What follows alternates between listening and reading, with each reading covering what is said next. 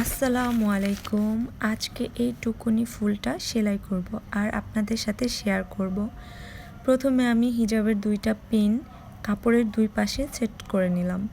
একটু দূরত্ব বজায় রেখে পিনটা আটকাতে হবে। তারপর পিন যে মাথা থেকে ঢুকাইছি সেই মাথার মাঝখানে সুই উঠালাম। এখন পিনের 2 পাশে সুতা পেঁচাবো, একবার উপরের দিকে আর একবার নিচের দিকে।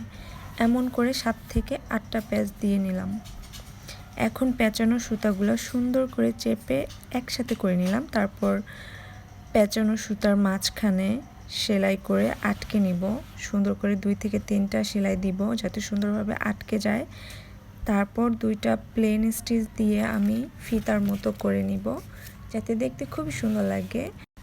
ভিডিওটি ভালো লাগলে ফলো করবা, যারা ফলো করছো তাদেরকে অনেক অনেক ধন্যবাদ। আর যারা ভিডিওটি দেখছো ফলো করো নাই তারা অবশ্যই ফলো করে দিও। আর দেখো তো বন্ধুরা কেমন সুন্দর লাগছে, ভালো লাগলে অবশ্যই কমেন্ট করে